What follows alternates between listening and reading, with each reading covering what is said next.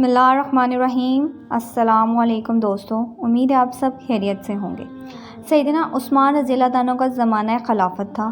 عبداللہ بن ابی سہر مصر کے گورنر تھے۔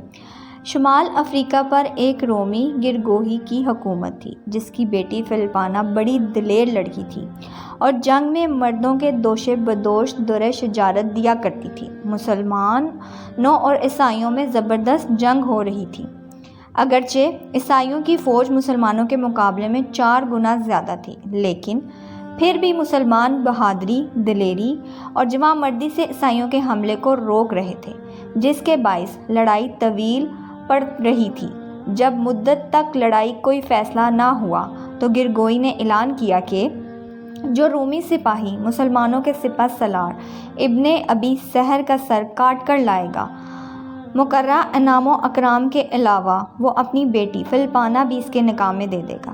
دوسری طرف ابن ابی سہر نے دربار خلافت سے مدد کی اور سیدنا عثمان رضی اللہ عنہ نے عبداللہ بن زید رضی اللہ عنہ کو ایک فوج دے کر مسلمانوں کی مدد کے لیے روانہ کیا۔ فلپانہ جیسی حسین، خوبصورت اور بہادر لڑکی کو حاصل کرنا کون خواہشمند نہ تھا۔ عیسائی نوجوانوں میں ایک خوشخبری سے ایک نیا وویلا اور جوش پیدا ہو گیا اور ان کی ہر ممکن کوشش تھی کہ جس طرح بھی بن پائے ابن ابی سہر تک پہنچ جائیں۔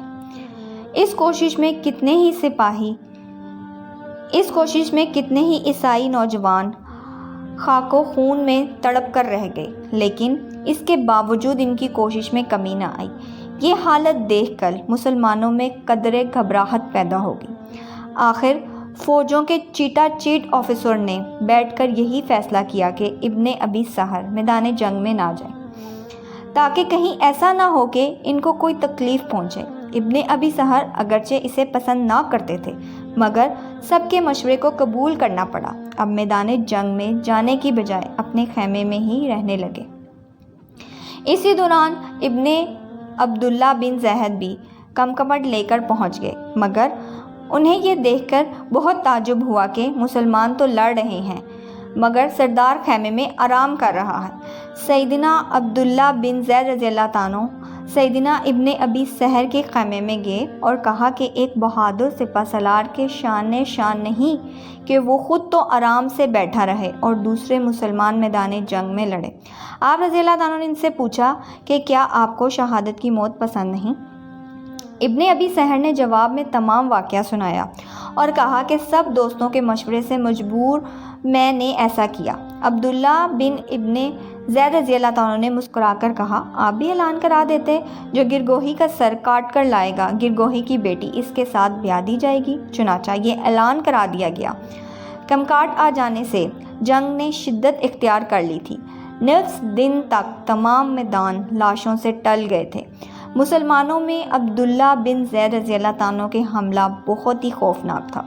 وہ بجلی کی تیزی کے ساتھ دشمن کے قبیلے میں گھس جاتے اور منٹوں میں صفت کے صفت صاف کر دیتے۔ عبداللہ بن زید رضی اللہ عنہ کے جرأت مندانہ حملے کو دیکھ کر فلپانہ کئی مرتبہ ان کے مقابلے میں آئی، مگر انہوں نے ہر مرتبہ اس کا وار بچا کر اس پر حملہ کرنے سے گریز کیا۔ وہ نہیں چاہتے تھے کہ ایک بہادر مسلمان کا ہاتھ ایک عورت پر پڑے۔ آخر انہوں نے اپنے دستے کے ساتھ زوردار حملہ کر کے گرگوہی کے مخاطب دستے تک پہنچ گئے۔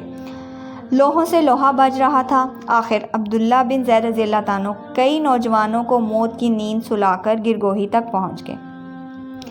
انہوں نے گرگوہی کو اعلان کہا، اب جنگ کا فیصلہ میرا اور تیرے درمیان ہوگا۔ گرگوہی نے بڑی پھرتری سے عبداللہ بن زید پر وار کیا، مگر انہوں نے وار بچا کر اسے زور سے حملہ کر دیا۔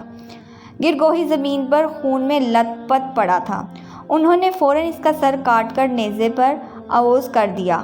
اپنے بادشاہ کا سر کو نیزے پر لٹکا دیکھ کر عیسائیوں کا حوصلہ پست ہو گیا اور میدان چھوڑ کر بھاگ نکلے۔ مسلمانوں نے دور تک ان کا تحفظ کیا اور بہت سے عیسائیوں کو پکڑ لیا۔